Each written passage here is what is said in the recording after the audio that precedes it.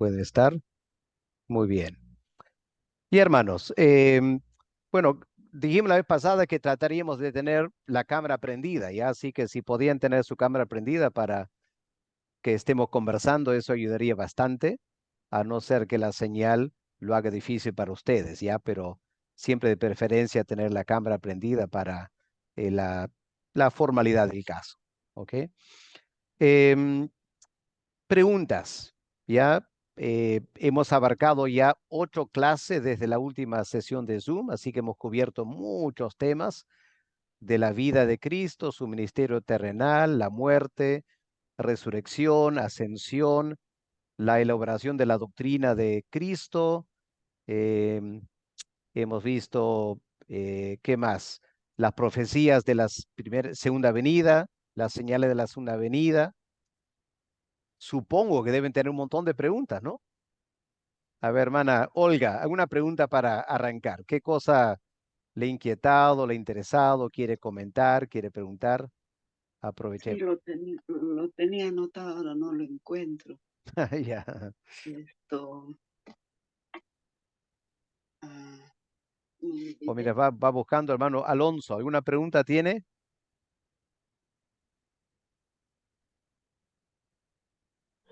Sí, sí, pastor, disculpe que solamente no prenda mi cámara, un poco mi señal no es muy buena, no se Ya, me ok. vaya a perder.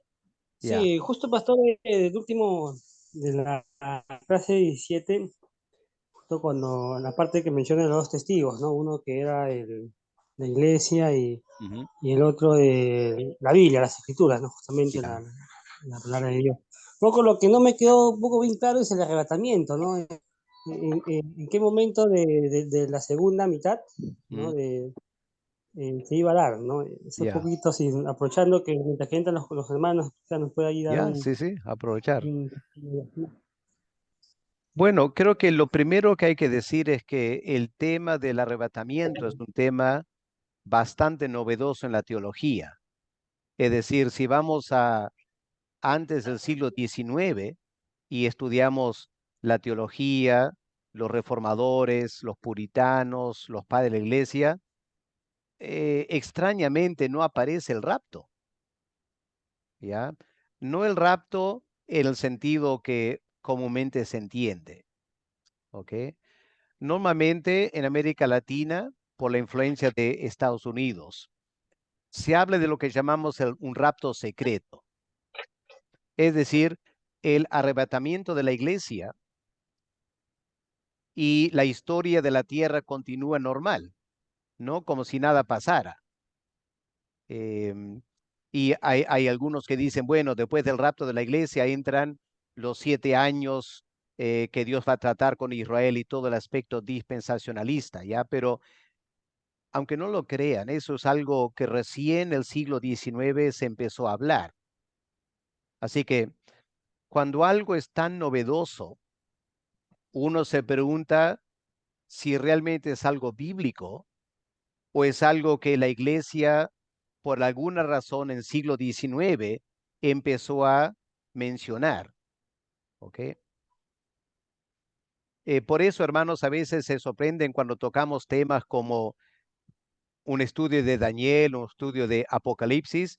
eh, Muchas veces no tratamos el tema del rapto, ¿ok? Porque no está explícitamente en el texto.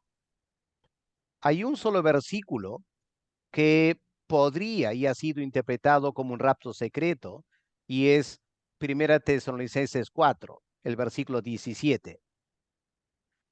Pero la verdad es que si miramos bien el contexto y comparamos con Primera Corintios 15, parece un poco difícil sostener la idea de un rapto secreto, ¿ok? Porque Pablo en Primera Corintios habla de la trompeta final, y la trompeta final no parece algo secreto, entre comillas, ¿no? Que después la historia continúa normal por otros 7 años. Así que ese concepto del rapto es algo que podríamos revisar, planteo, ¿ya? Como algo novedoso y ver quién lo planteó, por qué lo planteó, qué base bíblica hay para eso. Em, y aunque para algunos como les mueve un poco el piso, ¿ya? A veces tenemos que revisar un poco nuestra teología, ¿ok? Así que, Alonso, no sé si eso contesta tu pregunta o quieres algo más específico. Bueno, pastor, May, gracias por la respuesta. Como usted menciona, bueno, aquí en Latinoamérica, Perú, como dice, es algo que se menciona bastante, ¿no? ¿No? En las iglesias, cuando se estudia el tema de, ¿no? Los últimos tiempos, ¿no? Ujú. Pero no, está bien, pastor, gracias por la aclaración, ¿no? Conforme lo que usted menciona, ya nos aclara un poco el panorama, ¿no? Porque como usted dice, no es muy claro justamente, ¿no? Incluso hay varias corrientes, ¿no? De cómo sería, ¿no? Quizás Ya. eso responde porque no está no es claro, porque la Biblia no lo, como usted dice, no lo menciona de forma clara, ¿no? Está bien, Ya. pastor, gracias por la respuesta. Ok, hermano, muy bien. Bien, pastor, Adelante, esto Ana Olga. ¿Ya tenía, encontró tu pregunta? Así tenía, que adelante. tenía la pregunta justo no sé si es del 17 o del 18, no me acuerdo bien. Dijo, pasaremos la eternidad en la tierra, pero en el 18 creo que dice usted, pasaremos la eternidad en lugares celestiales. Eso no me quedó bien claro. ¿Cómo Ya, sería? bueno, lo he tratado en más detalle en la última clase que le acabo de enseñar, de enviar, la clase 19, ¿ok? Donde Ah, tratamos el tema de el estado eterno, el reino eterno de Cristo. Em, Ahora, aquí hay otro asunto que a veces uno tiene que revisar como creyentes, porque muchos creyentes cuando hablan de la eternidad, hablan en términos celestiales, que vamos a pasar la eternidad en el cielo, alabando al Señor con los ángeles, y eso es lo que se suele hablar, ¿no es cierto?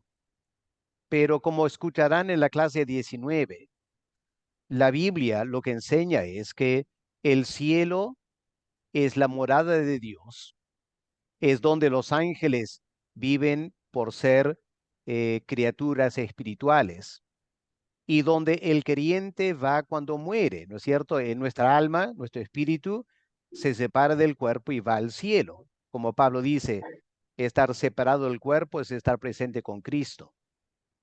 Pero ese estado espiritual en el cielo es provisional, no es permanente.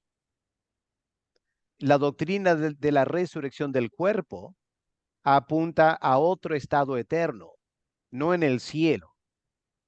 El cielo es un ambiente apropiado para el espíritu, mas no para el cuerpo. Entonces, ¿para qué la resurrección entonces? Es como dice la Biblia, va a haber cielos nuevos y tierra nueva.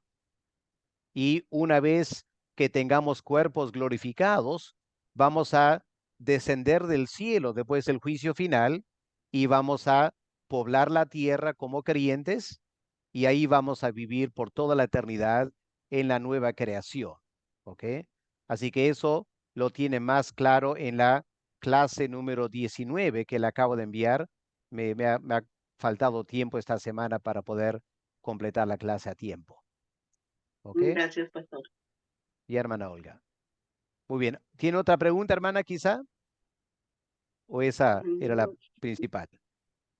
eso sería. Ya, No, hermana. no, Ok, no muy sé. bien. Pastor, una pregunta. Buenas noches, Adelante, hermano. buenas tardes.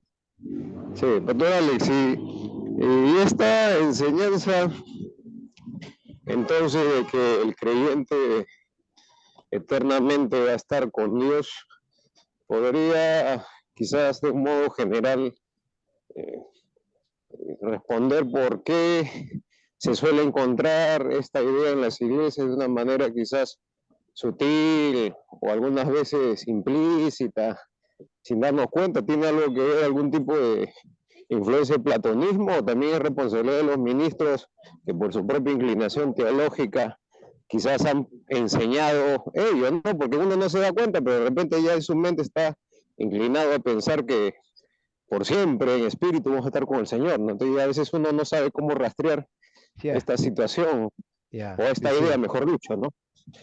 Eso quería comentarle. Ya, Gracias. hermano, gracias. Sí, la verdad es que la Iglesia Católica es una iglesia que tiene todavía una marcada influencia del platonismo. Parece increíble, ¿no? Después de 2000 años. Pero el concepto de que el clero debe ser célibe, que no debe casarse, ¿ya? La idea de flagelar el cuerpo, que eso va a ser bueno para tu espíritu. Todos esos conceptos son platónicos. Ahora, el platonismo influenció mucho la iglesia primitiva, los siglos 4, 5, cuando una enorme cantidad de gente del imperio romano se convirtió, entre comillas, a cristianos. Trajeron a la iglesia todo su bagaje platónico y eso influenció mucho la iglesia católica.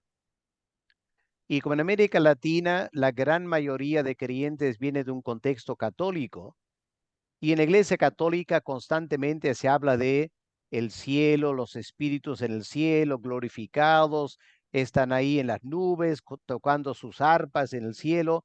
Ese cuadro es muy católico. Y lamentablemente en la iglesia evangélica no hemos logrado limpiarnos de mucho platonismo todavía. ¿Ok? Así que esa es una tarea pendiente como parte de nuestro discipulado y enseñanza. Los pastores primero tienen que volver a estudiar la Biblia y reconocer que la Biblia enseña una eternidad en la tierra, pero una tierra nueva creada por Dios. En parte el problema ha sido que la teología liberal cuestionó el concepto del cielo y la teología liberal enfatizó una salvación terrenal.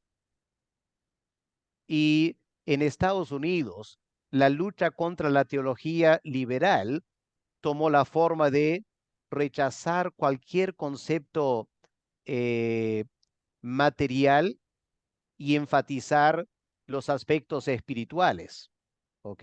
Y eso incluyó interpretar espiritualmente la Biblia, ¿ok? O mejor dicho, interpretar literalmente la Biblia, y ese literalismo se aplica a Apocalipsis y se enfoca sobre los primeros capítulos que hablan del cielo, etcétera. Entonces hay una confluencia de dos corrientes que afecta a la Iglesia Evangélica de América Latina. En primer lugar, la corriente católica, que sobreenfatiza el mundo espiritual, y en segundo lugar, la influencia norteamericana y la lucha contra la teología liberal, y por lo tanto la sospecha de cualquier enseñanza que de la salvación va a ser aquí en la tierra, y eso lleva al concepto de la salvación va a ser en el cielo, ¿no? Como para marcarnos como evangélicos conservadores. Pero tenemos que revisar, porque esas influencias no han sido del todo positivas para la iglesia evangélica, ¿ok? Y en particular en la escatología tenemos un gran problema, porque la Biblia claramente enfatiza el reino eterno de Cristo será aquí en la tierra, una tierra nueva creada por Dios, limpio de todo pecado, donde todos los santos de todos los tiempos van a vivir en cuerpos glorificados. ¿Ok? Eso es lo que la Biblia enseña. Así que lamentablemente en la iglesia evangélica hay mucha teología popular. Al igual que en la iglesia católica, hay mucho catolicismo popular. En la iglesia evangélica también hay mucho evangélico popular que no tiene sustento bíblico. Y tenemos que estudiar más la palabra de Dios para poder corregir algunas tendencias no buenas en la iglesia evangélica. ¿Ok, hermano? Pastor, una pregunta. Gracias. Adelante, Alberto. ¿Por qué en todos los países se habla siempre de que el pensamiento de las grandes filosofías son los que gobiernan los países y no es la palabra de Dios? Entonces, por ejemplo, estamos ahí también llevando filosofía. Entonces, por ejemplo, Japón tiene un determinado filósofo que los gobierna o optan sus ideologías de ellos. Norteamérica igual, bueno, Perú no sé cuál será la ideología o la filosofía que adopta, pero, pero sin embargo, o sea, como que pesa más las filosofías y no o sea, no hay como le digo, un pensamiento profundo de la Biblia, ¿no? O el cristianismo marcado que haga historia, pues, ¿no? O sea, simplemente como que las culturas foráneas pesa más en el cristianismo. Bueno, el apóstol Pablo trata ese tema en Colosenses, cuando Pablo habla de no dejarnos engañar por los rudimentos de este mundo. Ahora, cuando Pablo habla de rudimentos, Pablo está hablando de las cosas básicas o fundamentales del pensamiento humano. Y como tú dices, cada cultura tiene un pensamiento básico, una filosofía de vida. Y si no es un país cristiano, entonces esa filosofía de la vida va a ser una filosofía errada que Satanás ha logrado imponer sobre una cultura. Pastor, pero no creo que sea errada, porque Japón, por ejemplo, tiene, o sea, no son cristianos, pero es un país muy honrado, donde practica mucho el hospitalismo o de repente el humanismo, ¿no? Pero, digamos, en Latinoamérica no es así. Hay mucha mezquindad, hay mucha desconfianza. Entonces, ¿qué hacemos ante esa realidad? Bueno, no niego que, como en toda cultura, hay algunos elementos positivos que uno puede rescatar, ¿no? Entonces, en Japón habrá algunos elementos positivos, al igual que hay muchos elementos negativos. Por ejemplo, en Japón hay la tasa más alta de suicidio en el mundo. Ahora uno se pregunta por qué. Y mucho tiene que ver con la presión familiar, el trabajo, otras cosas, lleva a la persona a pensar, antes de deshonrar a mi familia, mejor me quito la vida. Entonces uno, en toda cultura, uno va a encontrar cosas positivas y cosas negativas. La única filosofía que sería positiva sería la verdadera filosofía cristiana. Pero como en los países, por lo general, la cultura cristiana no logra pasar más de 12-15% de la población, no logramos influir en el pensamiento filosófico.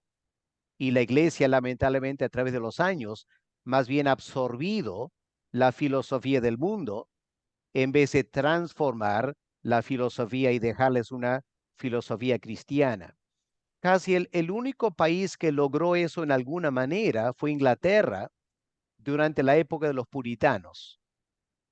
Los puritanos eh, fueron hombres tan especiales y a través de su predicación y su trabajo lograron formar una cultura británica en el siglo XVII que tenía muchos de los valores cristianos.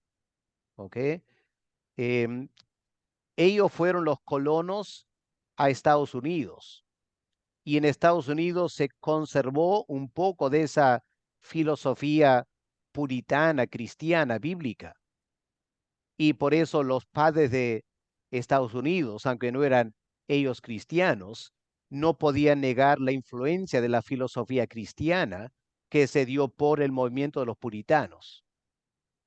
Pero aparte de esa corriente de los puritanos, que eran hombres muy educados y que predicaban con excelencia, formaron el pensamiento de el grueso del liderazgo de Inglaterra. Aparte de ese ejemplo, realmente la iglesia no ha logrado cambiar la filosofía no cristiana en cualquier país, ¿no? Ahí está el desafío para nosotros. Por lo menos debemos en nuestras congregaciones procurar, como dice el apóstol Pablo en Romanos capítulo 12, renovarnos a través de la transformación de nuestra mente, ¿ya? El creyente tiene que empezar por sí mismo y luego llevar eso a la congregación. Es la única forma de poder impactar una sociedad. Pero como estamos viendo ahora, si nuestro estudio de la Biblia ya está influenciado por otras filosofías, ¿ya? ¿Se imaginan la tarea que tenemos por delante de empaparnos tanto en la Biblia que transforme nuestra forma de pensar a que sea una filosofía cristiana? ¿Ya? Eso es una tarea pendiente todavía en América Latina.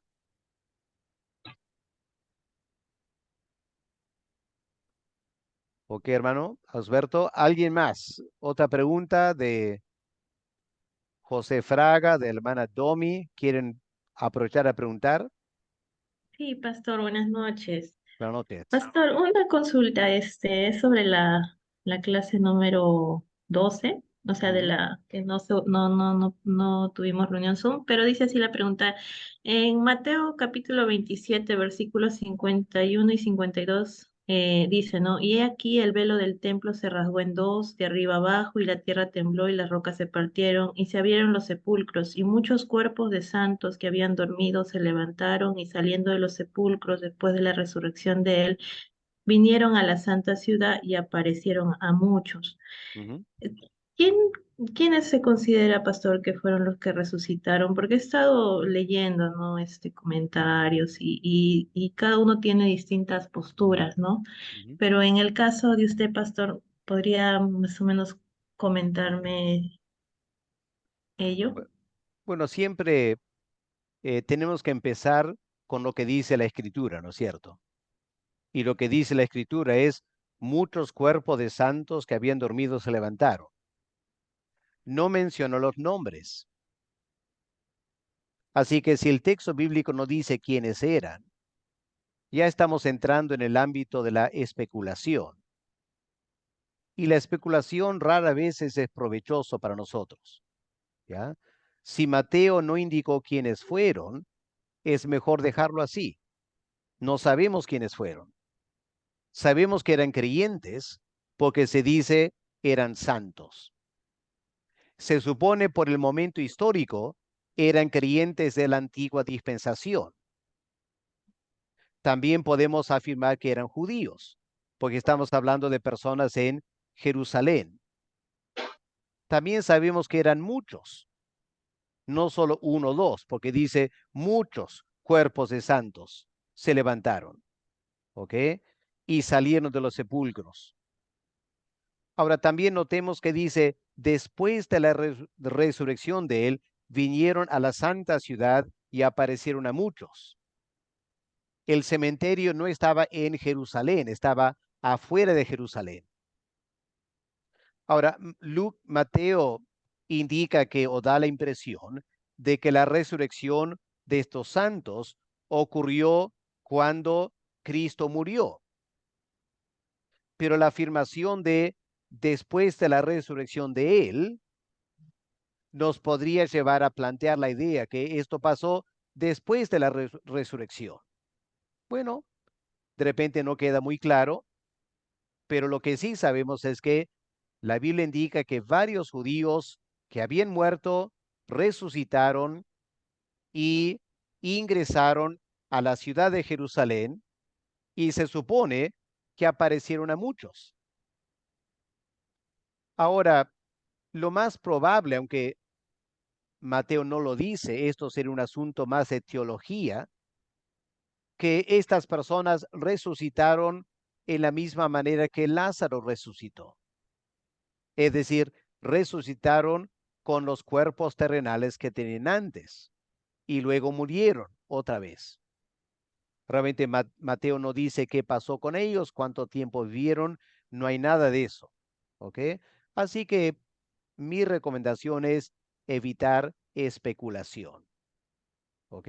Y lo dejamos solamente como una afirmación interesante de que la muerte y resurrección de Cristo tuvo este impacto dramático en el cementerio, Dios confirmando la veracidad de la muerte y resurrección de Cristo a través de la resurrección de un número significativo, pero de personas anónimas en Jerusalén. ¿Ok, hermana? Gracias, pastor. Sí, No sé qué gracias. otras cosas ha escuchado usted. No, cada uno tiene sus posturas, pero sí, también había leído comentarios sobre de Lázaro, ¿no? Que podrían ellos haber resucitado y después haber también vuelto, ¿no? Vuelto a morir, se podría decir, ¿no? Claro, sí, sí. Pero de ahí sí, sí, sí, mayormente es el que más se acercaba a lo bíblico, porque también hay comentarios ya que como usted dice, especulan más, ¿no? Ya es más Claro, pensamiento humano de lo que ya, ellos piensan ellos. Sí, pastor, muchas gracias. ok. Em, Recordemos que el Señor Jesús resucita como el primogénito de los muertos. Así que la resurrección con cuerpo glorificado, Cristo fue el primero. Así que eso dificultaría el concepto de que antes de la resurrección de Cristo, estas personas resucitaron con cuerpo glorificados. Eso sería eh, eh, contradictorio ante el nombre de Cristo como el primogénito de entre los muertos. ¿Ok? Y también el hecho de haber resucitado con cuerpos glorificados, sería un poco extraño que eso ocurra para un grupo significativo de personas antes de la resurrección de todos los creyentes en los tiempos finales. Por eso, lo más sensato, lo más cuerdo, es hablar de una resurrección con cuerpos actuales, ¿ya? Al igual que Lázaro, el hijo de la viuda de Naín, el hijo de la hija de Jairo, etcétera. Ok, ¿alguien más? ¿Otra pregunta quieren aprovechar a hacer? Sí, pastor, una pregunta. Adelante. Eh, Pastor, sobre el caso entonces de Enoc y Elías, ¿qué podríamos decir con certeza o con un nivel de seguridad, cómo se podría decir, importante para no especular tanto? Que el Señor los llevó en un cuerpo que no era glorificado y se entiende que para estar, se podría pensar con el Señor en el cielo, si es que están ahí, de alguna manera eso no creó algún tipo de problema, porque si tenemos cuerpos caídos, ¿cómo podríamos estar con Dios, no? Que es espiritual o cerca de Él. Entonces, no sé muy bien, pastor, cómo podríamos enfocar esos casos específicos dentro del marco de las clases que estamos teniendo. Ya. Buena pregunta, excelente pregunta, ¿no? Y también ha dado lugar a mucha especulación. Siempre hay que evitar la especulación. Lo que sabemos de Enoc es que Enoc un día desapareció. Su cuerpo no fue hallado. Así que la gran mayoría de comentaristas afirman que él fue llevado en cuerpo y espíritu. Por lo tanto, a la luz de lo que Pablo escribe en 1 Corintios, sería un ejemplo de una resurrección antes de la de Cristo con un cuerpo glorioso. Ahora, algunas personas resistiendo eso dirían, bueno, no es posible esa interpretación porque Cristo tiene que ser sí o sí el primogénito de entre los muertos, así que ese debe ser un caso extraño de una persona que Dios enterró su cuerpo a otro lugar. No sabemos. Igual con Elías, ¿ya? Elías fue llevado en cuerpo y espíritu. Los profetas, los hijos de los profetas querían buscar el cuerpo de Elías. Eliseo dijo, no pierdan su tiempo. Ellos insistieron y no lo encontraron. Así que hay dos casos de personas que murieron y mejor dicho, dos personas cuyos cuerpos desaparecieron. Eso es lo que la Biblia afirma. Más allá, ya entramos en un poco de especulación. Básicamente, hay dos posibilidades. Uno es que les pasó a ellos lo que Pablo indica va a pasar a todo creyente que está vivo en la segunda venida, que en un abrir y cerrar de ojos seremos transformados. A algunos no les gusta esa interpretación porque indicaría que Cristo no fue el primogénito de entre los muertos. Así que prefieren optar por alguna otra explicación que no implique la transformación de sus cuerpos terrenales a cuerpos gloriosos. ¿Ya? Esas son las dos áreas que tenemos. Pero yo me inclino por lo primero, la idea de que sus cuerpos fueron transformados, por esta razón. No tenemos ninguna otra explicación de cómo una persona puede desaparecer de cuerpo aquí en la tierra y no ser transformado a un cuerpo glorioso. ¿Ya? Simplemente no sabemos otra explicación bíblica para esos casos. Y en segundo lugar, aunque la Biblia afirma que Cristo fue el primogénito entre los muertos, Dios se reserva el derecho de hacer cosas que por lo general no deben pasar. ¿Ok? Porque hay leyes que rigen para toda la creación. Pero Dios obviamente no está limitado a esas leyes y esas normas. Por ejemplo, lo normal no es que un animal pueda hablar. Sin embargo, el caso de el burro o el asno de Balaam, la Biblia dice que él habló. Así que ahí tenemos una excepción a la regla. Y ahí uno podía multiplicar otros ejemplos. ¿Ok? Pero al final hay que reconocer, estamos especulando y lo único que podemos afirmar a ciencia cierta es que ahí hay dos casos de creyentes que aparentemente no murieron, sino que desaparecieron de este mundo en cuerpo y alma. Y ahí lo dejamos. eh, yo sé que todos queremos Gracias, curiosear y pastor. saber un poco más, pero la curiosidad a veces no es tan buena. Gracias, José. Pastor Alex, ¿a quiénes le Sí, llamamos cristianos progresistas? cristianos progresistas. Sí, Ya. Son un grupo de personas que están creciendo ahora en número, que quieren llamarse cristianos porque vienen de un contexto y una cultura cristiana, pero no están dispuestos a aceptar la postura evangélica conservadora en muchas áreas doctrinales. No les gusta la palabra liberal porque liberal habla de cosas en el pasado, el siglo XIX. Ellos quieren dar a entender que están promocionando ideas nuevas, que están progresando, por eso progresistas. Pero si uno lee lo que escriben y luego comparas con la teología liberal del siglo XIX, están diciendo básicamente lo mismo.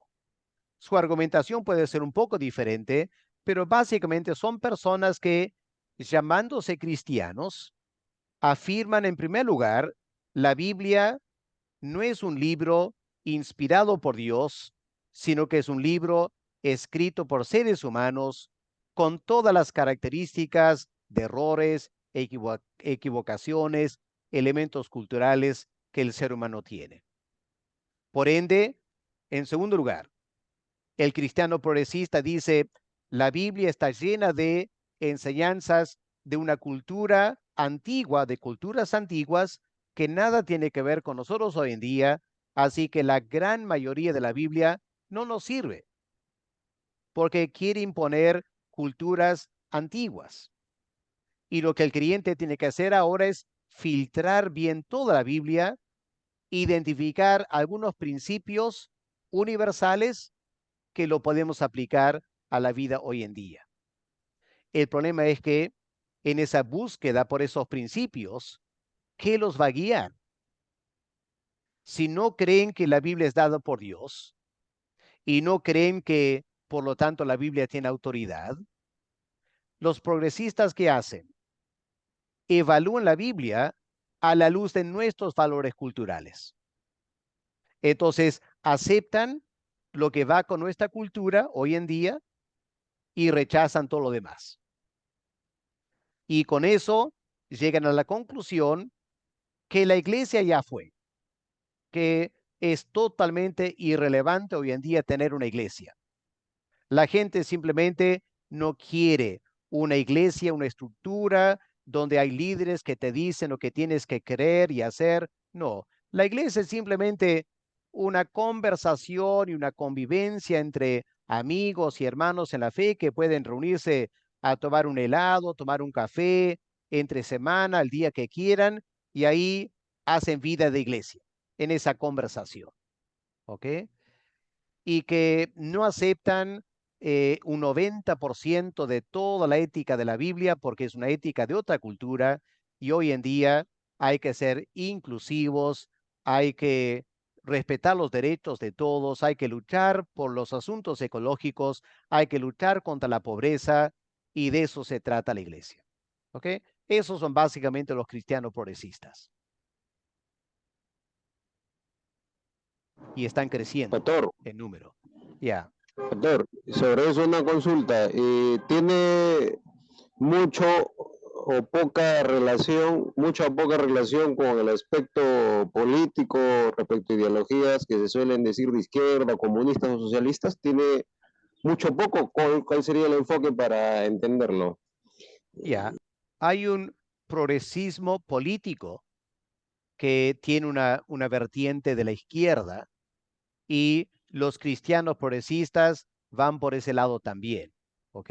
Así que el cristianismo progresista abraza una política de la izquierda y es altamente crítica del modelo neoliberal, de la globalización y de esos elementos políticos que tienen que ver con centro o derecha. ¿Ya? Ellos se ubican políticamente en la izquierda. Así que van de la mano, ¿no? En sus convicciones.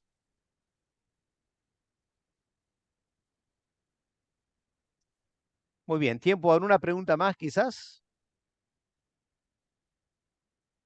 Hermano José Fraga, ¿quiere preguntar algo?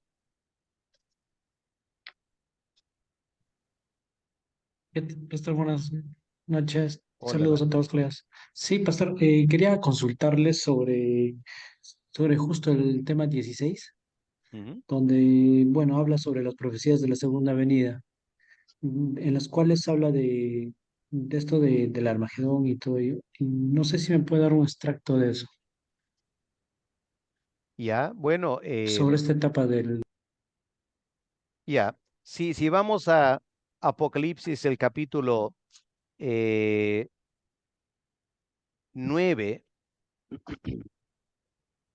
¿es 9 o no? Es 16, Apocalipsis 16. ¿Ok? En la séptima trompeta. ¿Ok? Ahí tenemos en versículo 16 la palabra Armagedón, ¿no es cierto? Lo reunió en el lugar que en hebreo se llama Armagedón. Hoy en día, correctamente, los creyentes entienden que la Biblia afirma que en un momento dado va a haber una enorme guerra, a veces lo llaman la Tercera Guerra Mundial, Armagedón, donde un ejército, el más grande de todos los tiempos, con las armas más poderosas de todos los tiempos, se van a congregar con un espíritu anticristiano, anti-Dios. Quizá algunos dicen antijudíos porque la Biblia parece apuntar a un movimiento militar contra Jerusalén.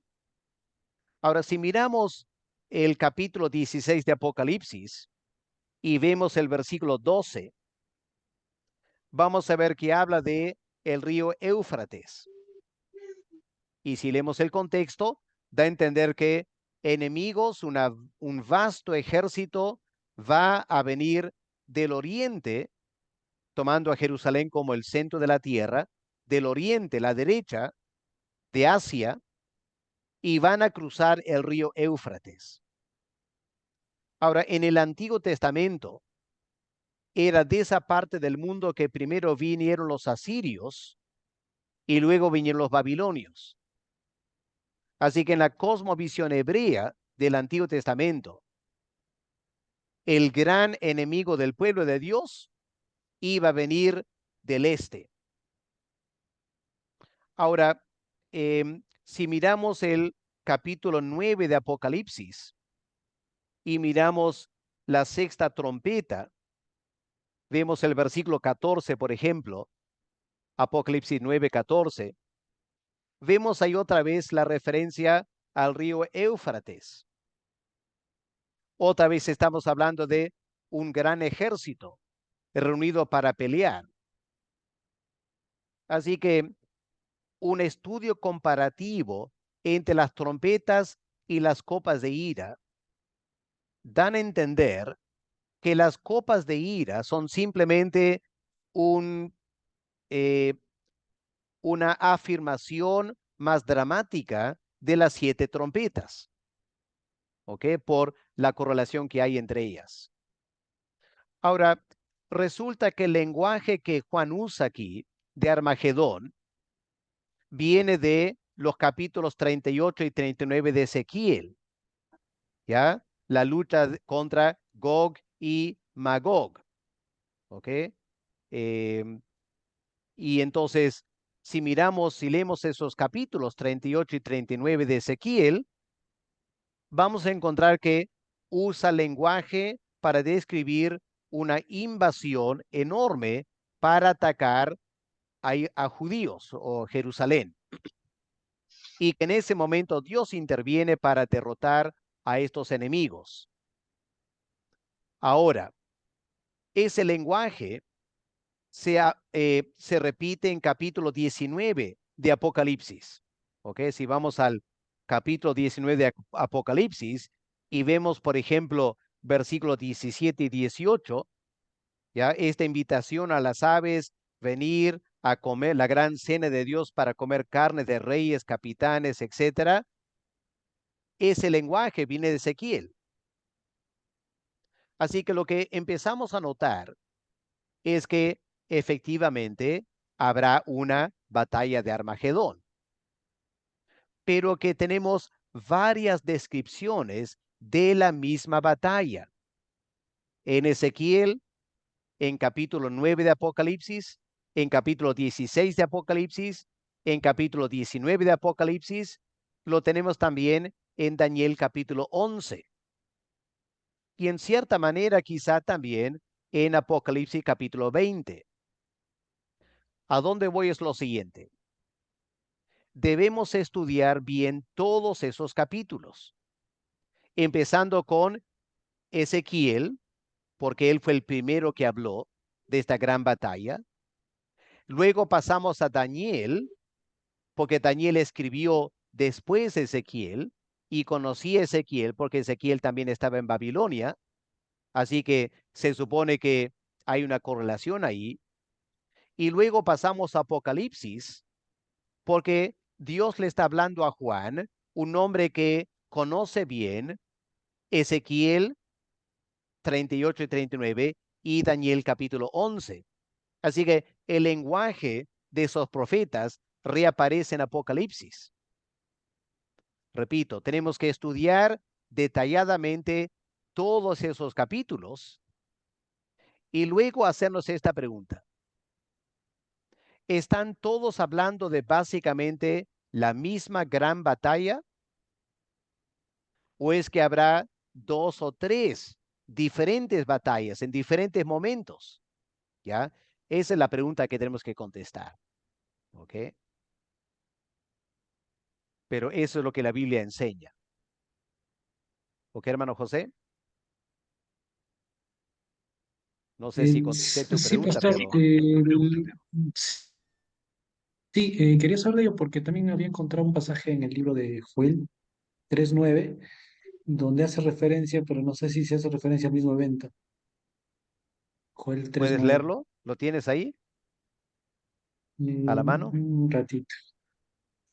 O si no, yo lo busco aquí.